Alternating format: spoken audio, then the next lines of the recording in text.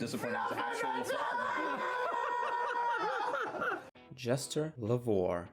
Some consider her to be a cardboard cutout of a character, some a prolonged joke. However, I disagree. She's one of the deepest characters in the Mighty Nein and is an endless potential for character deep dives. And to help me prove that, I will use Michael Scott.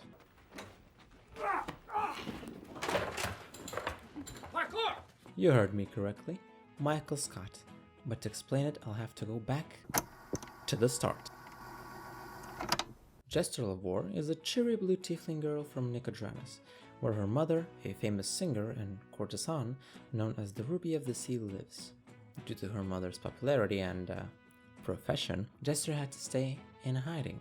Nevertheless, Jester said her mother still loved her and took care of her, even though she was very busy. She grew up being pampered, ample of dresses, sweets, and grew up to be excitable and eager. What's there not to love? She even delights in small acts of mischief and trickery. However, Jester can come off as annoying, cartoonish. Hell, even her pet weasel Sprinkles has become a running joke, an unkillable set piece of her personality.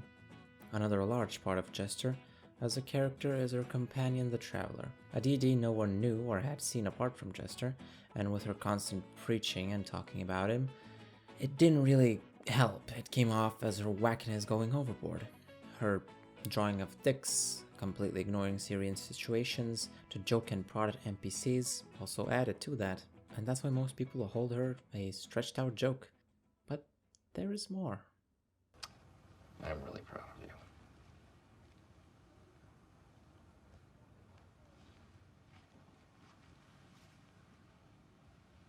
Numerous times, Jester has shown real devotion to the Traveler. Yes, being an agent of chaos, but also helping people. She is kind of a heart. And the Traveler is not an act. We later in the campaign get proof of that, when the Traveler begins to introduce himself more and more actively, in the end revealing his identity, Artagon. That validates Jester's actions. Right from the start of the campaign, she proclaimed she would leave the group if the Traveler wanted her to. Which seemed silly listening to an imaginary friend at first, but the perspective changed after meeting Artagon. So she has bonds, strong bonds with him, and with bonds comes complexity. She also has flaws, and not just bad habits, but products of her upbringing. After adventuring for a bit and spending the gold she was given, she reached out to her mother. After not getting as much as she wanted, she began hyperventilating, breaking down. Most players would play a snarky or a British noble character when coming from a background of wealth, but Laura Bailey doesn't. She digs deep and draws all the lines back together to her childhood. Although provided for, she was always hidden, and no matter how many times a mother tells her kids she loves them, showing it to them is a different thing than saying it or giving gifts. That's not the replacement. So from an early age, Jester learned to be a second priority to her mother. And she echoes that with the Traveler. She defends him without question, even when Artagon's actions could hurt Jester. In Rumblecusp, when Beauregard told Jester she's an equal peer to the Traveler, Jester brushed it off and said she can only do the things she does because of him, and her childish outlook on life doesn't help understanding it. This is the worst. This is the worst! You are the worst! I hate looking at your face. I want to smash it! Okay, you know what? I made a mistake.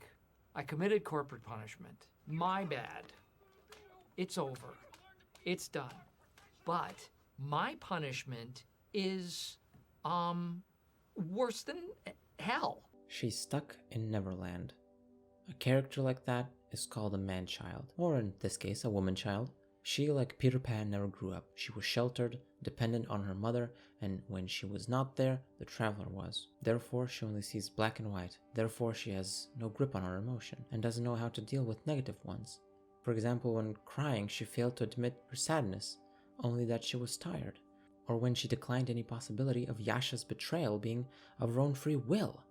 She couldn't fathom the idea that Yasha might have been a different person or wanted to backstab them.